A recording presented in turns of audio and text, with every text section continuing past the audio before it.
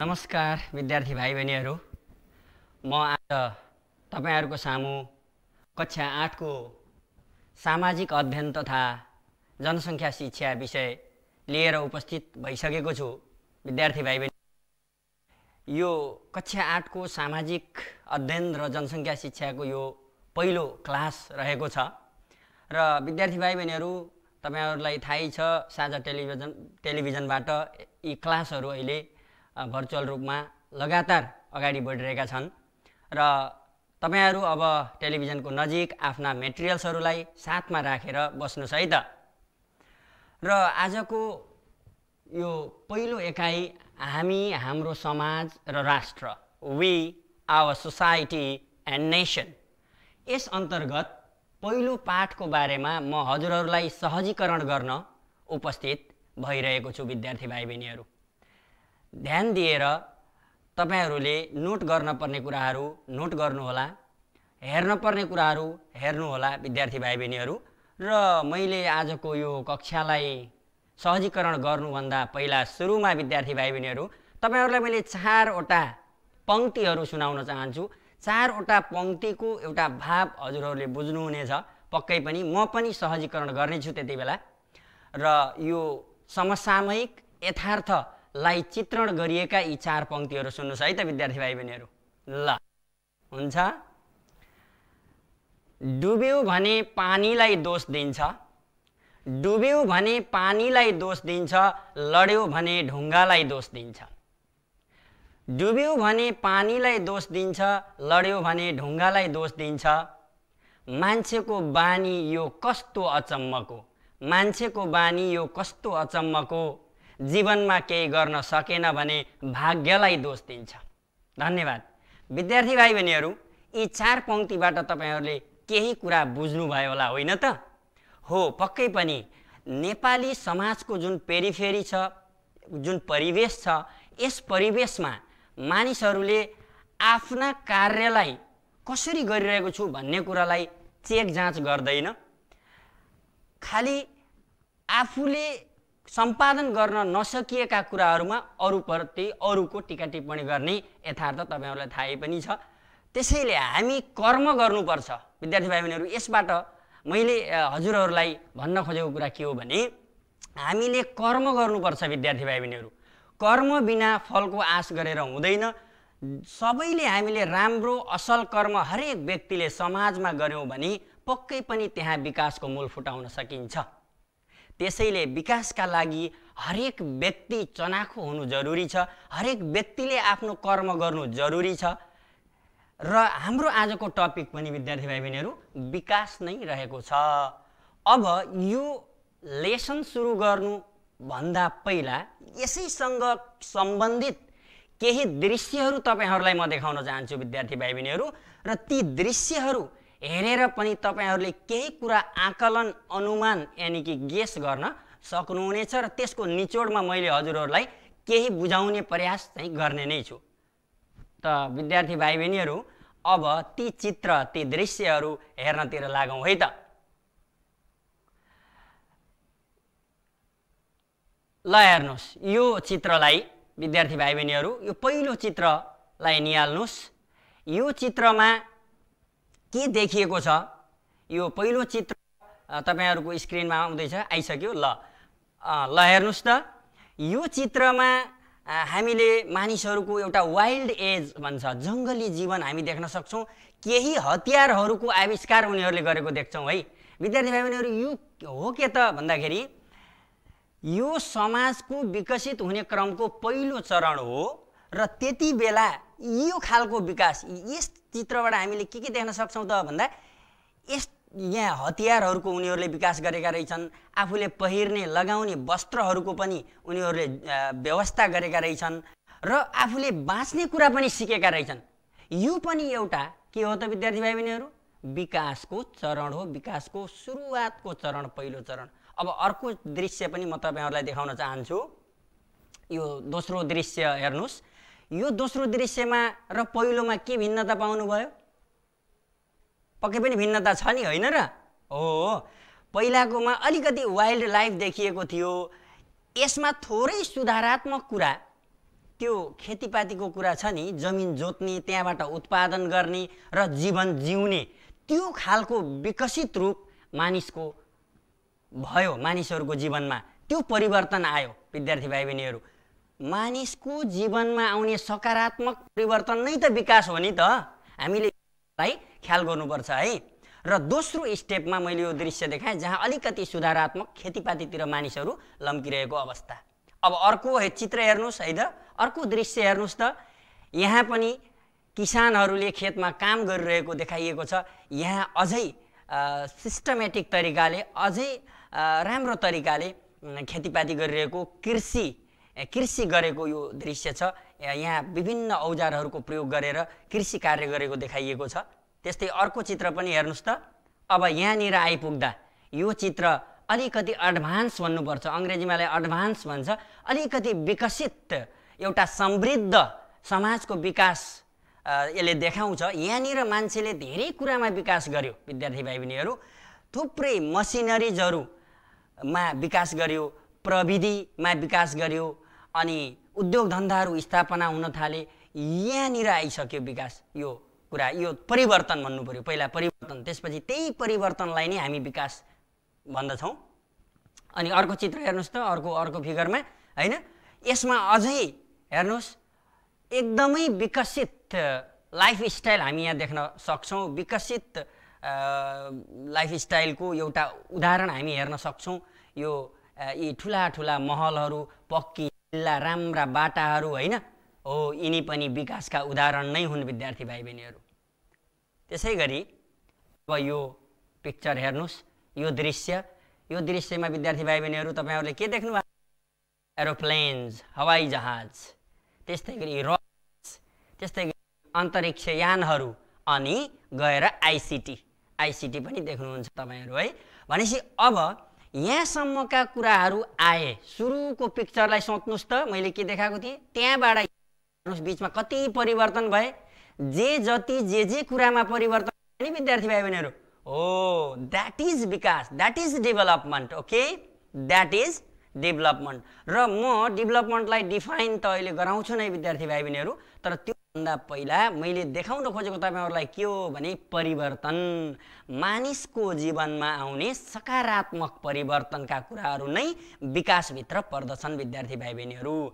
ल विद्यार्थी भाइ बहिनीहरू, तपाईहरु अब यो बेसिक लेभलमा पनि आइसक्नु भएको हुँदा, बेसिक लेभलमा पुगिसकेको अवस्थामा बेसिक लेभलको के हो त? विशिष्टीकरण तालिका भन्छ। तपाईहरुले अध्ययन गरेर परीक्षामा सहभागी हुँदा कुन खालको मोडेलमा तपाई परीक्षामा सहभागी हुनुहुन्छ त? यो 100% यानी कि 100 मार्क्सलाई कति विभाजित गरेर तपाईहरुको परीक्षा लिन्छ त?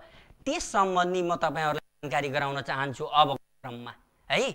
अबको क्रममा त्यो जानकारी गराउँदै गर्दा मैले तपाईहरुलाई यहाँ एउटा यो स्पेसिफिकेसन ग्रिडको बारेमा म हजुरहरूलाई स्लाइड मार्फत नै म केही जानकारी गराउन गइरहेको छु। ल हेर्नुस् है त विद्यार्थी भाइ बहिनीहरू, यो BLE मोडेल भनेर बुझ्दा पनि हुन्छ तपाईहरुले। रिटन भनेर म त्यहाँ लेखेको छु, लिखित परीक्षाको लागि प्रश्नका विभिन्न प्रकार, प्रश्न संख्या र तिनको टोटल अङ्कलाई मैले त्यहाँ स्लाइडमा तयार गरेको छु। हेर्नुस् त, 3 प्रकारका क्वेशन आउँदा रहेछन्। हाम्रो सामाजिक अध्ययन र जनसङ्ख्या शिक्षाको BLE मोडेलमा 3 प्रकारका क्वेशनहरू हामीले पाउँछौँ हाम्रो क्वेशन पेपरमा। पहिलो लङ क्वेशन्सहरू 3 वटा हुन्छ। त्यस्तै गरी दोस्रो सर्ट क्वेशन्सहरू 7 वटा 7 वटा हुन्छन् र भेरी सर्ट क्वेशन्स 9 वटा हुन्छन्। यसरी यी 3 प्रकारका अति लामो प्रश्न, उत्तर आउने प्रश्न, छोटो उत्तर आउने प्रश्न र अति छोटो उत्तर आउने प्रश्न गरेर 3 भागमा बाँडेर प्रश्न सोधिन्छ र संख्या पनि त्यहाँ छ। र टोटल मार्क्स कस्तो छ त विद्यार्थी भाइ बहिनीहरू भन्दा, त्यो जुन लङ क्वेशन छ ती 3 वटा क्वेशनहरूमा एउटाको 8 अङ्कका दरले 24 अङ्क हुन्छ भने सर्ट क्वेशनको 7 वटा प्रश्नमा 6 अङ्कका दरले 42 र भेरी सर्ट चाहिँ 9 वटा प्रश्न, त्यसको एक एक अङ्कका दरले 9 अङ्क, यसरी 75% यानि कि 75 अङ्क हाम्रो रिटन टेस्ट अनुसार हुन्छ। अनि अर्को हेर्नुहोस् त, रिटन पछि अर्को के छ त भन्दा प्र्याक्टिकल टेस्ट पनि छ विद्यार्थी भाइ बहिनीहरू, राइट। प्र्याक्टिकल टेस्ट यो प्रयोगात्मक परीक्षा 25% त बाँकी रह्यो नि त, 75 उता रिटनतिर भएपछि 25 बाँकी रह्यो कि रहेन, रह्यो। हो, त्यो 25% लाई कुन कुन टपिकमा रहेर तपाईहरुको हामीले इभ्यालुएसन गर्छौं त, मूल्याङ्कन गर्छौं त भन्ने कुरा पनि बुझ्दा राम्रै हुन्छ तपाईहरुलाई विद्यार्थी भाइ बहिनीहरु। किनभने ती टपिक्सहरुमा आफ्नो एबिलिटी, आफ्नो परफर्मेन्स, आफ्नो प्रदर्शन तपाईहरुले पनि देखाउनु पर्ने हुन्छ। तपाईहरुलाई यो थाहा भयो भने तपाईहरुले त्यही अनुकूल पनि आफुलाई सुधार्न सक्नुहुन्छ। यहाँ टपिकहरु छन्, एरियाज अफ इभ्यालुएसन भनेर मैले गरेको छु। मूल्य क्षेत्र प्र्याक्टिकल टेस्टमा के लाई त तपाईहरुको हैन, यदि थाहा भएपछि तपाईहरुले आफ्नो कुरा सुधार गर्न नि त सक्नुहुन्छ नि। तपाईहरुको के कुरामा कति मार्क्स छुट्याइएछ त प्र्याक्टिकलमा जाने, एक दुईटा क्वेशन सोध्ने अनि प्र्याक्टिकल सिद्धियो भन्ने मात्रै सोच्नु हुँदैन विद्यार्थी भाइ बहिनीहरु। त्यहाँ थुप्रै पक्षहरु मूल्याङ्कन हुन्छन्। जस्तो पहिलो छ क्रिएटिभ वर्क, सृजनात्मक कार्य है।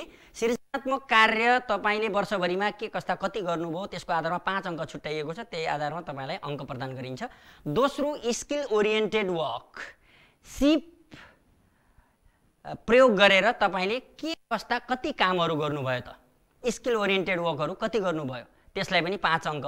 त्यस्तै गरी रिसर्च वर्क, तपाईले अनुसन्धानका क्षेत्रमा नयाँ चीज के गर्नुभयो त, नयाँ चीज के बनाउनु भयो त भन्ने कुरामा छ 5 अङ्क। पार्टिसिपेसन इन कम्युनिटी वर्क भन्ने छ हैन। पार्टिसिपेसन अफ कम्युनिटी वर्क भनेको समुदायको कार्यमा तपाई कतिको सहभागी हुनुभएको छ हैन। ग्रुप वर्कमा तपाईको चाहिँ कतिको इन्भल्भमेन्ट छ है भन्ने कुरा हेरिन्छ, त्यसलाई 5 अङ्क छुट्याएको छ। र अर्को छ डेमोन्स्ट्रेसन अफ मोडल बिहेभियर।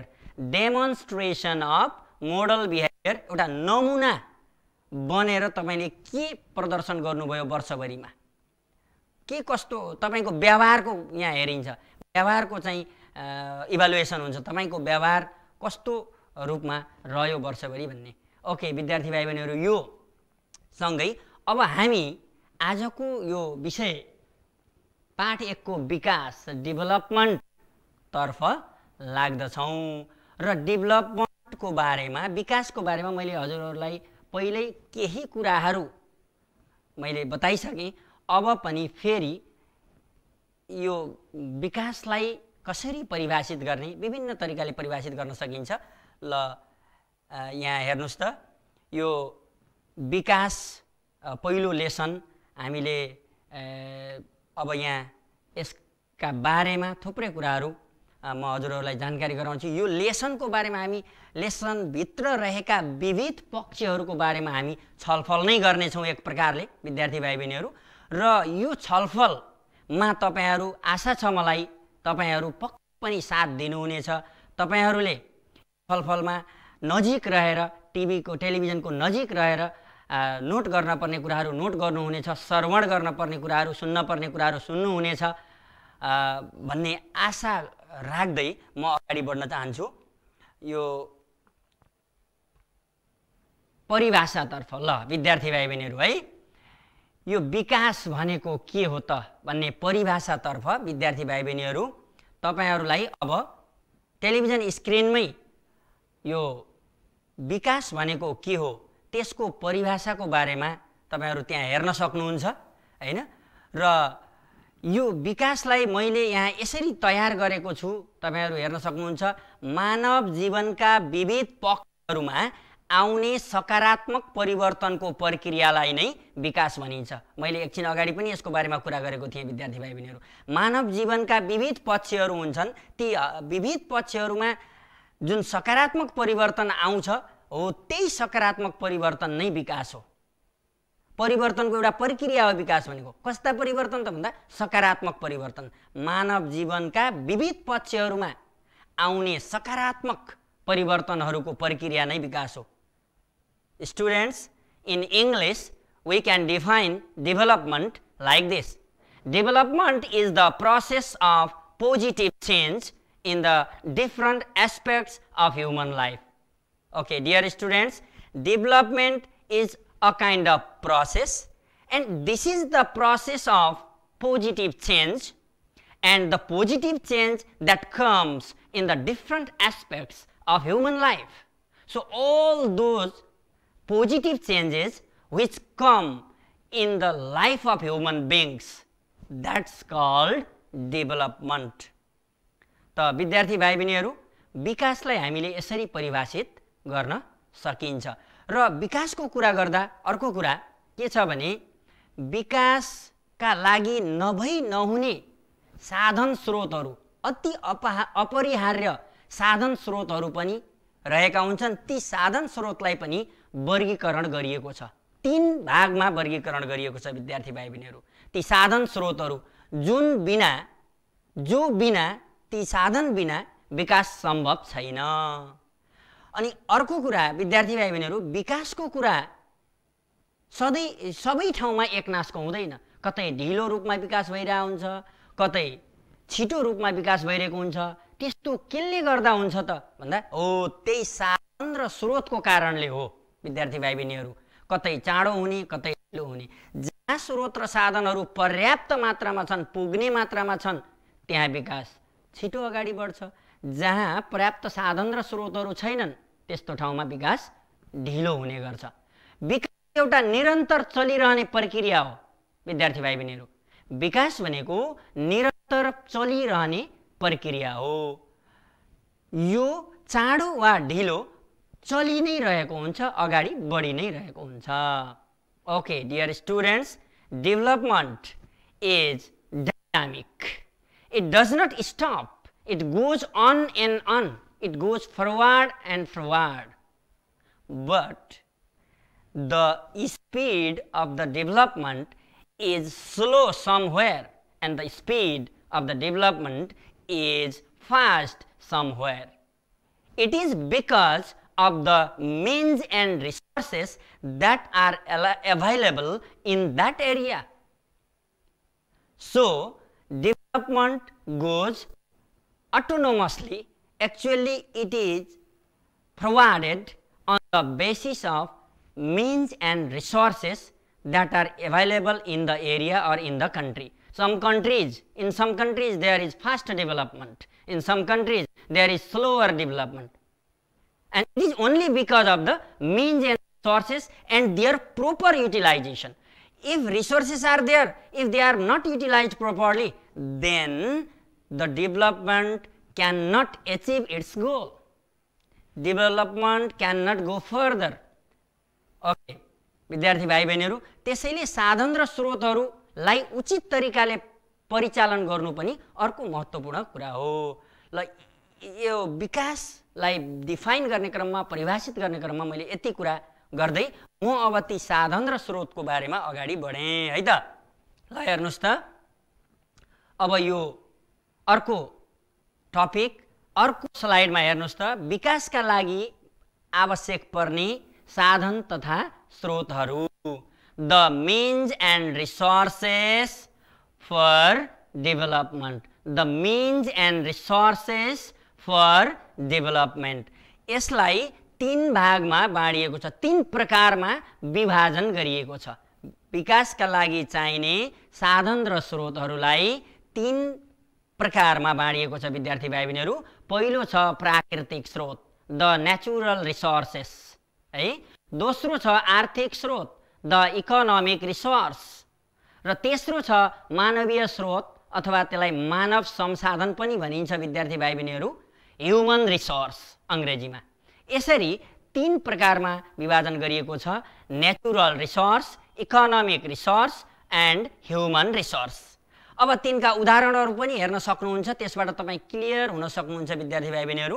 प्राकृतिक स्रोत नेचुरल रिसोर्सेस अन्तर्गत पानी, खनिज, वनस्पति, माटो, हावा, सूर्य।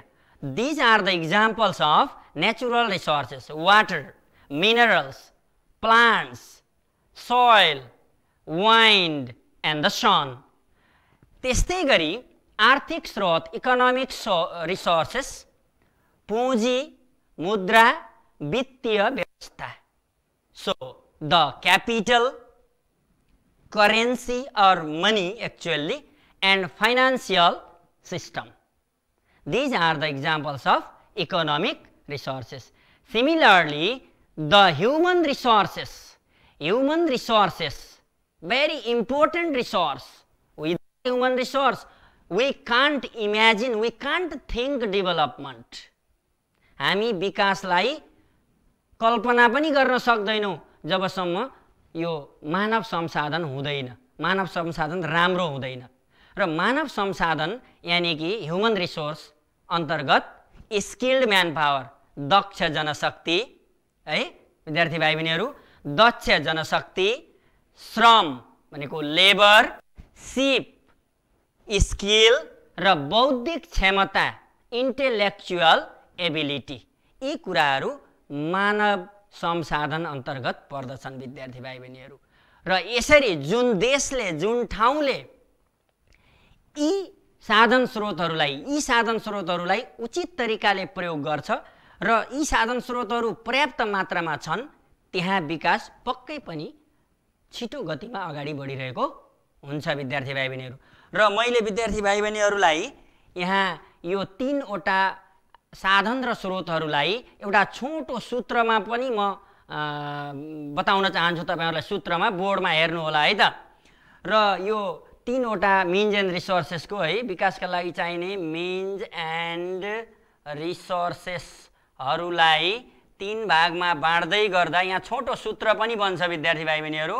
There is a short formula while dividing the means and resources for development into three categories. First, I already told you प्राकृतिक स्रोतहरुमा, नेचुरल रिसोर्सेसमा है, natural रिसोर्सेसमा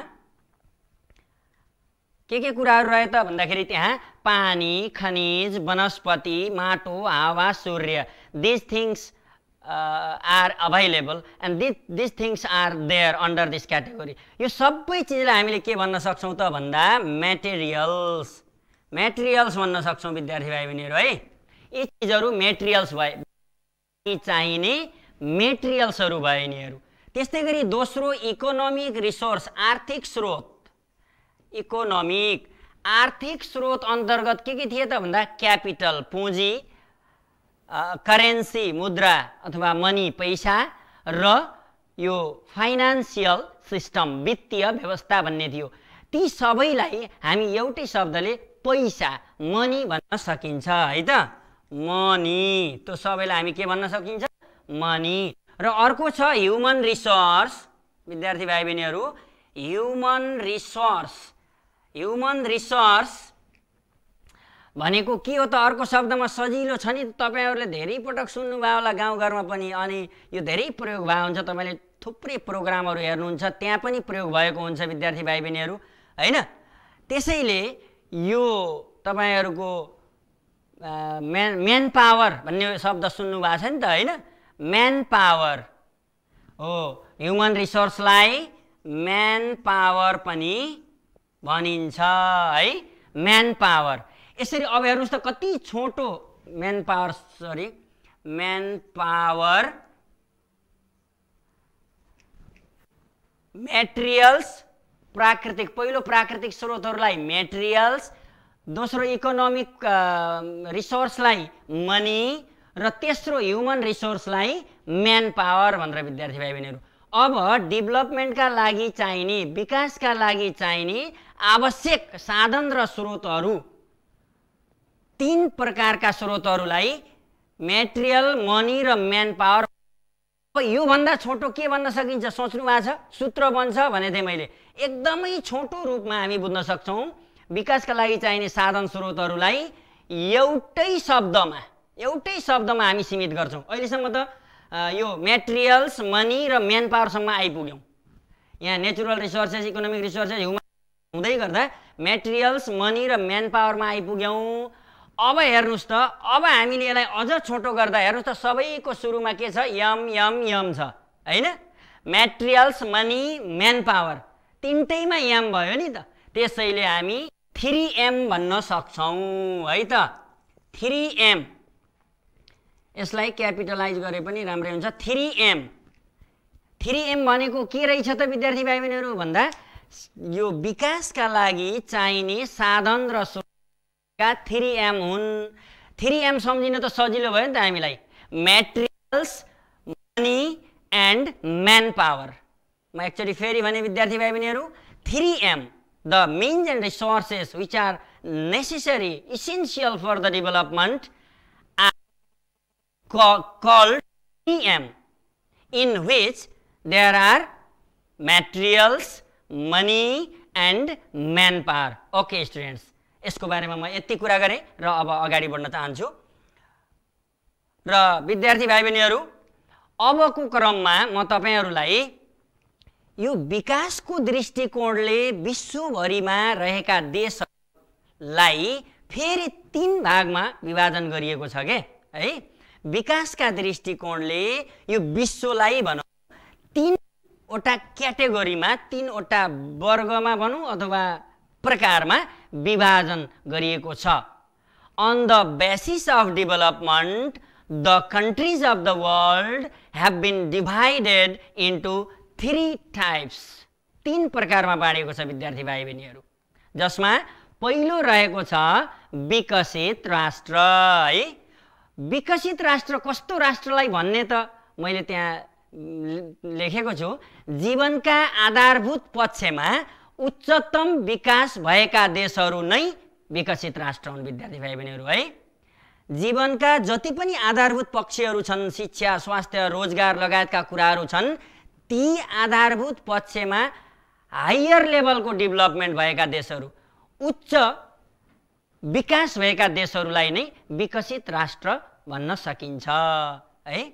the higher level of development on the basic aspects of life are called developed countries. यो विकसित राष्ट्र developed countries है। The countries where the higher level of development is there on the different aspects, basic aspects of human life. दोस्रो प्रकारका राष्ट्रहरू विकासोन्मुख राष्ट्र, developing countries विद्यार्थी भाइ बहिनीहरू, अथवा यसलाई अन्डर डेभलप्ड कन्ट्रीज भनेर पनि भनिन्छ, तर हामी धेरै प्रयोग भइरहेको पाउँछौँ डेभलपिङ कन्ट्रीज। डेभलपिङ कन्ट्रीज भनेको कस्तो कन्ट्रीजहरू हो त भन्दा यो ढिलो गतिमा विकासको पथमा अगाडि बढेका देशहरूलाई डेभलपिङ कन्ट्री अथवा विकासोन्मुख राष्ट्र भनिन्छ।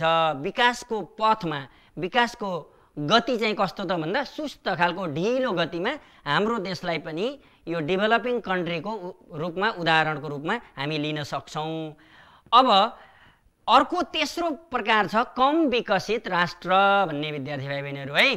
कम विकसित राष्ट्र भनेको कस्तो हो त भन्दाखेरि त्यस्तो राष्ट्र जुन राष्ट्रको जीडीपी र एचडीआई अति न्यून छ, जीडीपी र एचडीआई अति न्यून भएका देशहरू नै यो कम विकसित राष्ट्र हुन्। तपाईले यो जीडीपी र एचडीआई एकछिन बुझ्नुस् हैन विद्यार्थी भाइ बहिनीहरू। जीडीपी भनेको ग्रोस डोमेस्टिक प्रोडक्ट, राष्ट्रभरि राष्ट्रले जति पनि उत्पादन गरेको हुन्छ हो त्यो उत्पादन गरिएको वस्तुहरू जीडीपी अन्तर्गत आउँछन् है। एचडीआई भनेको ह्युमन डेभलपमेन्ट इन्डेक्स है विद्यार्थी भाइ बहिनीहरू। ह्युमन डेभलपमेन्ट इन्डेक्स भनेको के हो त भन्दाखेरि मानव विकास सूचकाङ्क। मानव विकास सूचकाङ्कमा केही आधारहरू छन् जहाँ लिटरेसी साक्षरतालाई आधार बनाइन्छ, अनि आयु मान्छेको आयुलाई आधार बनाइन्छ। त्यस्तै गरेर फेरि यो आयु अनि साक्षरता शिक्षाको कुरा छ त्यहाँ हैन। अनि फेरि गएर यो इन्कमको कुराहरू छन्, पर क्यापिटा इन्कम भनेको प्रति व्यक्ति आयको कुरा छ। यो 3टा कुरालाई आधार बनाएर यो एचडीआई निकालिन्छ। एचडीआई हरेक कन्ट्रीहरूको त्यो निकाल्ने गरिन्छ। यसैले यो 3टा कुरा साक्षरता जसलाई अब शिक्षासँग सम्बन्धित कुरा भयो, अनि औसत आयु भन्ने हुन्छ त्यसलाई चाहिँ त्यो यो स्वास्थ्यसँग रिलेटेड भयो, अनि पर क्यापिटा इन्कम भनेको प्रति व्यक्ति आय, यो आम्दानीसँगको कुरा रह्यो। यिनी 3टालाई आधार बनाएर एचडीआई निकाल्ने गरिन्छ। एचडीआई 0 र 1 का बीच मापन गरिन्छ त्यो पनि जानकारी रहोस् विद्यार्थी भाइ बहिनीहरू। यो एसडिआई र जिडिपी यो ग्रोस नेसनल प्रोडक्ट राष्ट्रिय उत्पादन चाहिँ कम भएका देशहरू नै एकदमै कम विकसित राष्ट्रहरू हुन्।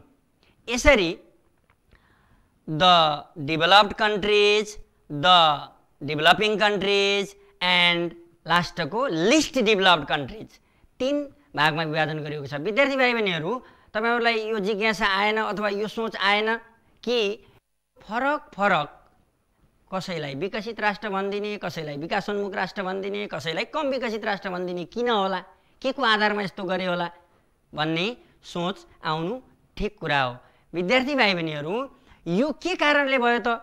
यसभन्दा अगाडि मैले तपाईहरुलाई प्रष्ट रूपमा भनेको छु विकासका लागि आवश्यक पर्ने साधन तथा स्रोतहरूको बारेमा हो। यी साधन र स्रोतहरू वेल रूपमा, फाइन रूपमा, एकदमै राम्रो कन्डिसनमा, पर्याप्त मात्रामा रहेका देशहरू र आर्थिक क्रियाकलाप राम्रो हुने देशहरू जहाँ दक्ष जनशक्ति छ, सबै मानिसहरू, देशका सबै मानिसहरू विकासमा चाहिँ एकदमै सक्रिय भएर लागेका छन्। यी सबै कुराहरूको हिसाब किताब मिलेको देशमा छिटो डेभलपमेन्ट भएको छ हो, तिनै कन्ट्रीहरू विकसित राष्ट्रको सूचीमा पर्छन्। त्यसैले विकासोन्मुख भनेको कस्तो भयो त भन्दा डेभलपमेन्ट छ, चलिरहेछ, विकास नभएको पनि होइन, भइरहेकै छ, चलिरहेकै छ, तर छिटो भएन। धेरै वर्षको अन्तरालमा बल्ल केही न्यूनेस, नयाँपन देखिन्छ, मानिसको जीवनमा सकारात्मक परिवर्तन देखिन्छ भने त्यो ढिलो डेभलपमेन्ट भएका देशहरू भए, त्यस्तोलाई विकासोन्मुख राष्ट्रको सूचीमा राखिन्छ। अनि कम विकसित राष्ट्रको कुरा गर्दाखेरि जहाँ साधन स्रोतहरू पर्याप्त पनि छैनन्, त्यस्तै गरेर ती भएका साधन स्रोतलाई पनि प्रयोग र परिचालन सही तरिकाले भएको छैन भने त्यस्ता राष्ट्रहरू एकदम विकासमा पछाडि छन्। त्यस्ता राष्ट्रहरू जिडिपी, यो राष्ट्रिय उत्पादन हो, डोमेस्टिक प्रोडक्ट, यो कम हुनु, अनि एसडिआई, ह्युमन डेभलपमेन्ट इन्डेक्स, मानव विकास सूचकाङ्क, त्यो औसत आयु अनि साक्षरता र अर्को यो प्रति व्यक्ति आय, यी कुराहरू न्यून हुनु, यो कुराले त्यहाँ चाहिँ विकासमा बाधा पारेको हुन्छ र विकासको गति अगाडि राम्रोसँग बढ्न सकिरहेको हुँदैन। त्यस्ता राष्ट्रहरू कम विकसित राष्ट्रको सूचीमा पर्छन् विद्यार्थी भाइ बहिनीहरू। Okay students, in this way there are the different 3 categories of the countries on the basis of development which are under some certain indicators. So the countries are variable. Development in the different country, the speed of the development is different. यति भने विद्यार्थी भाइ बहिनीहरू यसको बारेमा मैले। र अब हामी अलिकति अगाडि बढ्छौं। यो छिटो र ढिलो विकास हुने विकासको गति अघि नै पनि हामी कुरा गर्यौं हैन। अब तपाईहरु हेर्न सक्नुहुन्छ स्क्रिनमा विकासको गति छिटो र ढिलो हुने कारणहरू के हुन् त? यिनै कारणले कतिपय कन्ट्रीलाई विकासोन्मुख, कतिपयलाई विकसित र कतिपयलाई कम विकसित बनाएको छ। हो, यहाँ छिटो विकास हुने अथवा विकासको गति छिटो अगाडि बढ्ने कारण र विकासको गति ढिलो तरिकाले अगाडि बढ्ने कारणहरू यहाँ दिएकै छ, तपाईहरु हेर्न सक्नुहुन्छ। प्राकृतिक स्रोतको उपलब्धता, छिटो हुने कारणमा मैले पहिला यसको बारेमा व्याख्या गरौँ। छिटो विकास हुने कारणहरू अथवा विकासको गति छिटो हुने कारणहरूमा 1 नम्बरमा प्राकृतिक स्रोतको उपलब्धता, the availability of natural resources, the availability of natural resources. दोस्रो, स्रोतहरूको उचित प्रयोग, the proper utilization of resources, the proper utilization of resources. तेस्रो छ विद्यार्थी भाइ बहिनीहरू इमानदार, मेहनती र दक्ष जनशक्ति, an honest, hardworking and skilled manpower or human resource. त्यस्तै चौथो छ शून्य भेदभाव र जनसहभागिता, zero discrimination and people's participation. त्यस्तै अर्को छ सुशासन र स्थिर सरकार, good governance and stable government, good governance and stable government. दिगो विकासको अवधारणालाई प्रयोग गरिएको भनेर बुझ्नुस् त्यसलाई विद्यार्थी भाइ बहिनीहरू, दिगो विकासको अवधारणा अनुरूप कार्य भएको। So the concept of sustainable development, यसलाई the concept of sustainable development. त विद्यार्थी भाइ बहिनीहरू यी सबै चिजहरू हुनुले विकासको गतिलाई छिटो बनाउँछ। जहाँ यी चिजहरू छन् त्यहाँ विकास छिटो पक्कै पनि भएको छ र यी चिजहरू उपलब्ध भएको अवस्थामा पक्कै पनि विकासले छिटो छिटो अगाडि आफ्नो पाइलाहरू चाल्ने गर्छ। अब ढिलो हुने कारणहरू, जुन देशहरू विकासोन्मुख छन्, विकसित छैनन्, हो त्यो देशहरूमा किन हो त भन्ने कुरा यहीँबाट हामी थाहा पाउन सक्छौँ।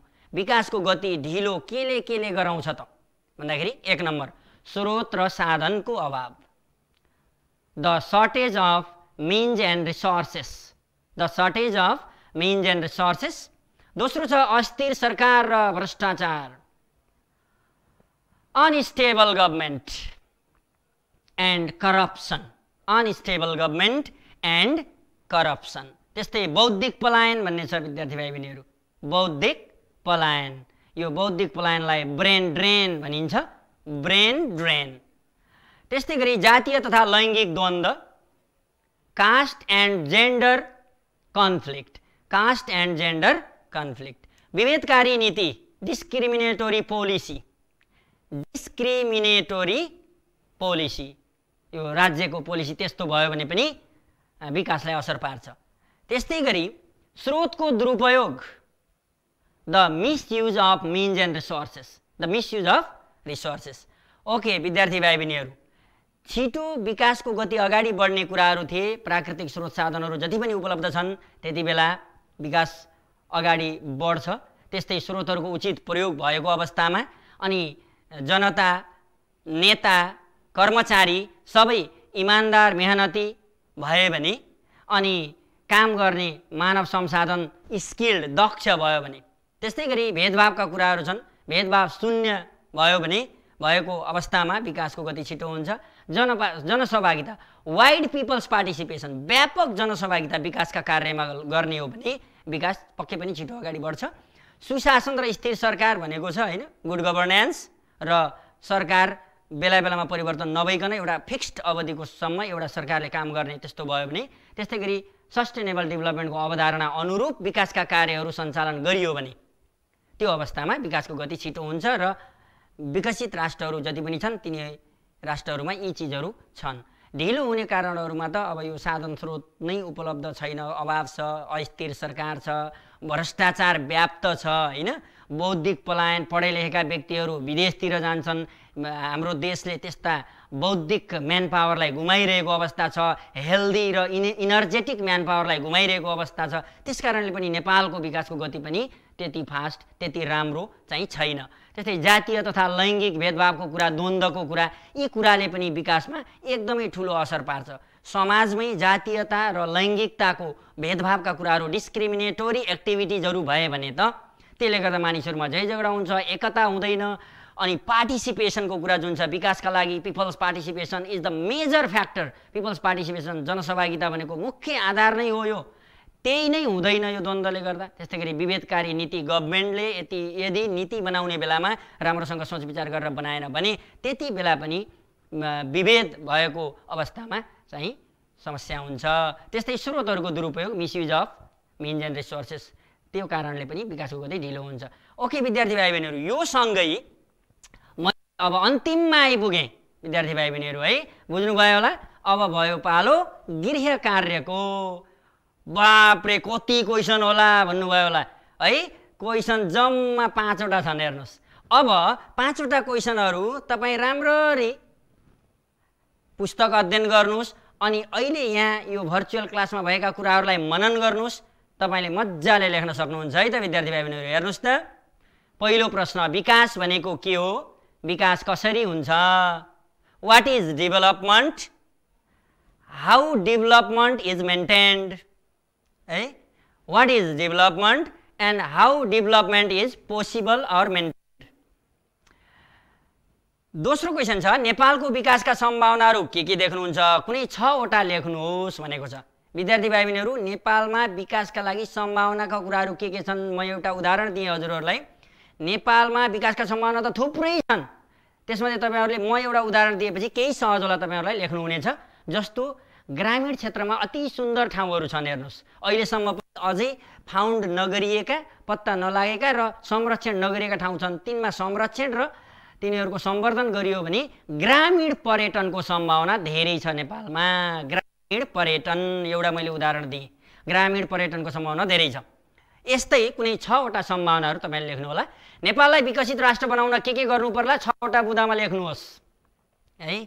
त्यो 2 नम्बरको लागि अङ्ग्रेजीमा मैले भने what are the possibilities of development in Nepal write any 6। What are the possibilities of development in Nepal write any 6। त्यस्तै यो नेपाललाई विकसित राष्ट्र बनाउन के गर्नु पर्ला, what should be done to make Nepal a developed country. What should be done to make Nepal a developed country a developed country.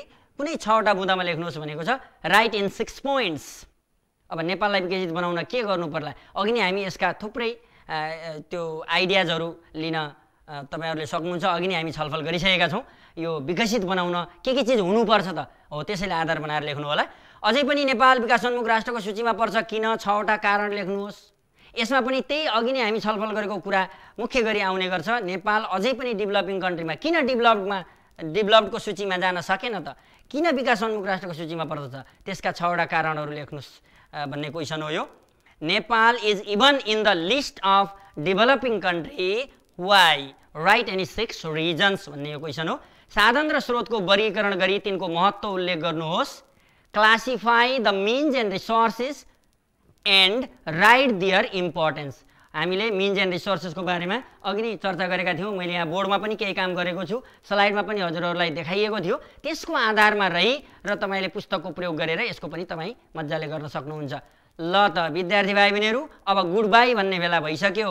त्यसैले म तपाईहरुलाई यति भन्दै बिदा हुन्छु। धन्यवाद।